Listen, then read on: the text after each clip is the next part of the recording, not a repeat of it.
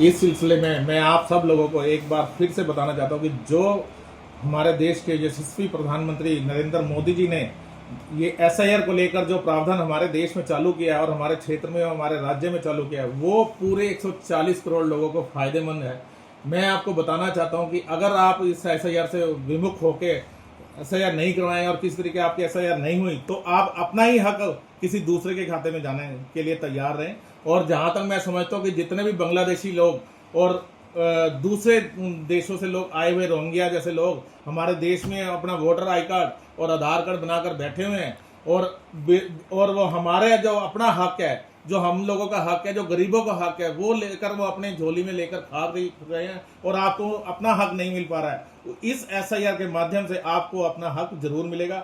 और मेरे सभी लोगों से हाथ जोड़कर विनती है कि इस एसआईआर के सिस्टम में जरूर आए और अपना वोट सुरक्षित करें। और जो भी बीएलओ आपके द्वार पर आए या आपके उसके साथ प्रॉपर एक मेहमान की तरह उसके साथ कोऑपरेट करें। बहुत बहुत धन्यवाद।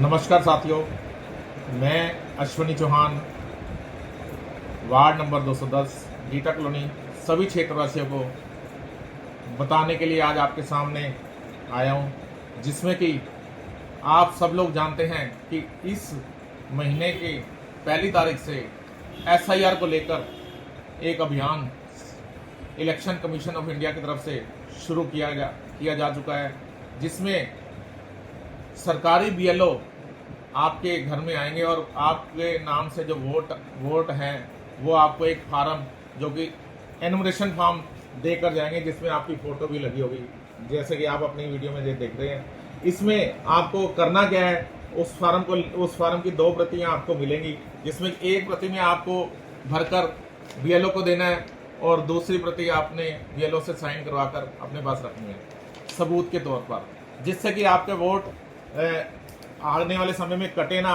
और कटेगा तो अगर बाई चांस गलती से कट भी गया तो आप उसको दोबारा से ऐड करवा सकते हैं अगर आपके पास दूसरी प्रति है तो इसमें इसको भरना कैसे, तो मैं आपको थोड़ी सी डिटेल समझा देता हूँ। डिटेल में यह है कि जैसे कि पहले लिखा गया हुआ है कि सबसे पहले कॉलम में लिखा है detail of the इलेक्टर in the electoral roll of the last SIR, यानी कि 2002 में जो आपने वोट दिया था उसकी डिटेल आपने भरनी है। जैसे कि मैं अश्विनी चौहान, आप देख रहे हैं कि इलेक्ट्रॉन नेम के आगे मैंने अपना नाम लिखा हुआ है जी। उसके बाद एपिक नंबर मांग रहे हैं। एपिक नंबर में अपना जो कि आपका वोटर आई कार्ड पे एनबीजे नंबर या एलएलसी नंबर या एपिक नंबर उसको बोलते हैं, जो लिखा होगा वो आपने इसमें डालना है। उसके बाद आपके किस रिलेटिव के आधार पर आपने 2002 में वोट दिया, जैसे कि मान लो कभी तो भाई के मदर के नाम से हो सकता है, दादा के नाम से हो सकता है, फादर के नाम, तो मेरे फादर के नाम से रिलेटेड मैंने अपना निकाला है 2002 से, तो मैंने अपने फादर का नाम ना रिलेटिव नेम फादर ने गंगाराम, और रिलेशनशिप माई फादर, अगर आपका दादाजी है तो माई ग्रैंडफादर। इसी तरीके ये डिस्ट्रिक्ट में ईस्ट आएगा और स्टेट जो लिखा है उसमें एनसीटी ऑफ दिल्ली भरना है। और एसी नेम जो आपके वार्ड का है वो है गीता कॉलोनी, कृष्णानगर विधानसभा थी इस समय है, लेकिन उस समय जो 2002 में थी उसमें गीता कॉलोनी विधानसभा के नाम से ये थी और उसमें हमारा पूरा वार्ड आता है। और उसका एसी नंबर है, लास्ट के कॉलम में आप देख रहे होंगे कि एसी नंबर दे रखा है। एसी नंबर हमारा 40 था उस समय, एसी नंबर 40 जिसको लिखना है आपने। और जब 2002 की आप मैपिंग करेंगे तो उसमें एक पार्ट नंबर और एक सीरियल नंबर आता है। पार्ट नंबर का मतलब है जहां पर आपने वोट दिया है उसका नंबर एक मेंशन है हर एक व्यक्ति के उसमें 2002 की मैपिंग में। तो वो पार्ट नंबर जो जहां पर आपने स्कूल में जहां पर वोट देने जाते हैं उसका नंबर आएगा पार्ट नंबर में। जैसे 31 हमारा 2002 में था, आज एट प्रेजेंट जो हमारा पार्ट नंबर है 32 है, लेकिन 2002 का भरना है तो हमने 31 भरना है। इसी तरह उसमें सीरियल नंबर एक दिया होगा जो कि आपकी वोटर मैपिंग में 2002 की में है, मेरा है 241 नंबर। इसी तरह आपके नाम से जो भी होगा वो भी नंबर आपको भरना है। फिर आपने लास्ट में दूसरे कॉलम में आना है, लेफ्ट वाले कॉलम में, राइट वाले कॉलम में। ये लेफ्ट में भरा आपने, अब राइट वाले कॉलम में आपने पूरी डिटेल भरनी है। अपना डेट ऑफ बर्थ सबसे पहले, जैसे कि आपने देखा है कि डेट ऑफ बर्थ मैंने अपनी भरी हुई है। इसी तरह आधार कार्ड नंबर जो मेरा अपना पर्सनल आधार कार्ड नंबर है वो भरा हुआ है। मोबाइल नंबर भरना है। फादर्स नेम जो कि हमने रिलेशन में वहाँ ऊपर दिया है वही आपको रिलेशन यहाँ पर लिखनी है। जैसे कि आपने अगर दादा का दिया तो दादा का लिखना है फिर रिलेशन। इसी तरह उनके फादर का नाम या उनके रिलेशन का कोई है तो आपने एपिक नंबर है तो दे देना है, नहीं तो कोई बात नहीं। मदर नेम है जो आपकी माता का नाम है वो भरना है। इसी तरह उनका एपिक नंबर कोई है मदर का तो वो भर देना। तो हमारे पास तो मेरे पास नहीं था इसलिए मैंने एन ए लिख दिया इसके ऊपर। तो आपकी अगर मिसेज है, स्पाउस नेम में होता है कि जैसे कि मिसेज हो कोई भी हो तो उसका नाम लिखना है। तो मैंने अपनी वाइफ का नाम लिखा स्पाउस के आगे कंवलजीत, जो मेरी वाइफ का नाम है, तो उन्हीं का आपका एपिक नंबर भी देना है। ये सब लिखने के बाद आपको सिग्नेचर करने हैं। लास्ट में सिग्नेचर होने के बाद आपका ये फॉर्म पूरा कंप्लीट हो गया। एक फॉर्म आप जो अपना भरना है वो कंप्लीट हो गया। इसी तरह अगर आप अपने बच्चे का फॉर्म देखना चाहते हो तो मैं आपको दिखा रहा हूँ। दूसरा फॉर्म आपको अलग तरीके से भरना है जो जिसकी डिटेल दूसरे कॉलम में आएगी। इसमें लिखा हुआ है detail of the relative whose name is given in the previous column in the last SIR। इसका मतलब है जो कि डिटेल आपके मान लीजिए कि मेरे बेटे का 2002 में तो बना नहीं होगा क्योंकि मेरा बेटा अभी 20 साल का है, 25 साल का है, तो उसका 2002 में कोई वो नहीं होगा।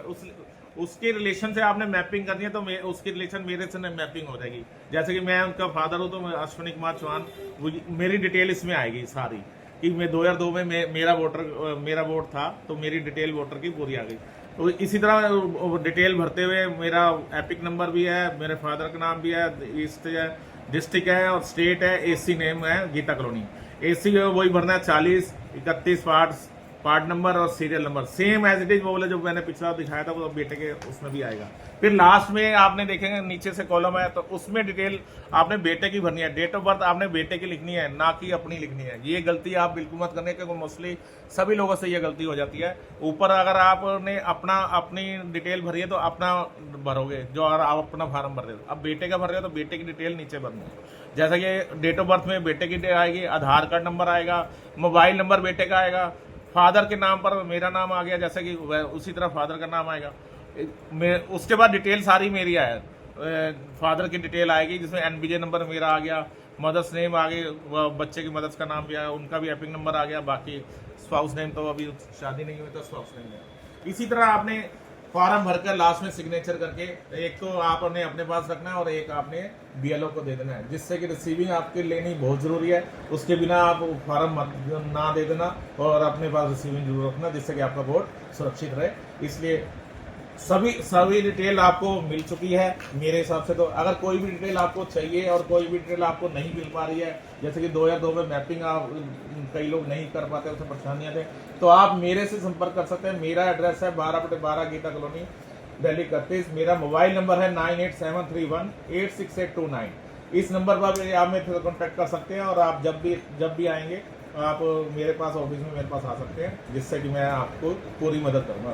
धन्यवाद। Ward number 210 Geeta colony.